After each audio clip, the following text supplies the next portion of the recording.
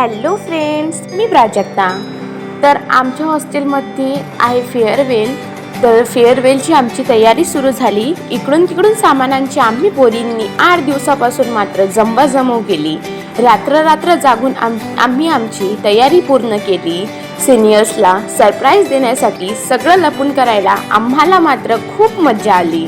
नंतर या पोरींचे चाडे बघून तर बालपणाचीच आठवण आली. आम्ही मात्र सिनियर्सना कन्व्हिन्स करून त्यांची केस आणली. काऊन कशासाठी असे 100 प्रश्न सिनियर्सनी विचारली. आम्ही मात्र त्यांचे कार्टून चेहरे बनवून ठेवले. नंतर फेअरवेलच्या दिवशी सकाळी आम्ही मार्केटमध्ये जाऊन आम्ही मुलींनी भाजीपाला आणला आणि नंतर काही मुलींनी मात्र हॉलचं डेकोरेशन केलं, तर काहींनी स्वयंपाकाचं बघितलं. अशा प्रकारे सर्व मुलींच्या सहकार्याने आमची फेअरवेलची तयारी झाली. ही सर्व तयारी करताना आम्हाला खूप काही शिकवण मिळाली आणि खूप मज्जासुद्धा आली. एन्जॉय करत करत आम्ही सगळ्यांनी फेअरवेलची तयारी आनंदात केली. नंतर आमच्या सिनियर्सची कडक एंट्री झाली.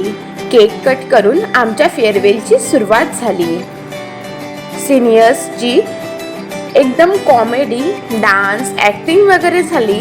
सिनियर्सनी आम्हाला खळखळून हसवलं.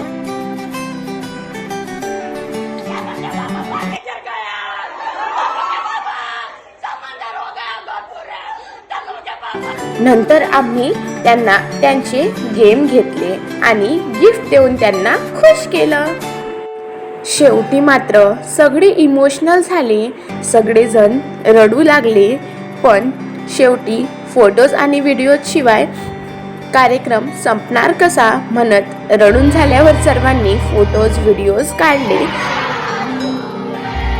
आणि नंतर सर्वांनी मिळून जेवण केला.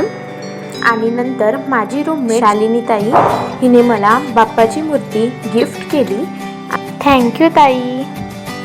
आणि पुन्हा एकदा सर्वांनी मिळून डान्स केला. नंतर आम्ही सर्वजणींनी मिळून भांडे वगैरे घासले आणि अशा प्रकारे आम्ही दिलेलं फेअरवेल आमच्या सिनियर्सना खूप आवडलं आणि आम्हाला सुद्धा हे सर्व करण्यासाठी खूप मज्जा आली. आम्ही आनंदामध्ये हा फेअरवेल एन्जॉय केला.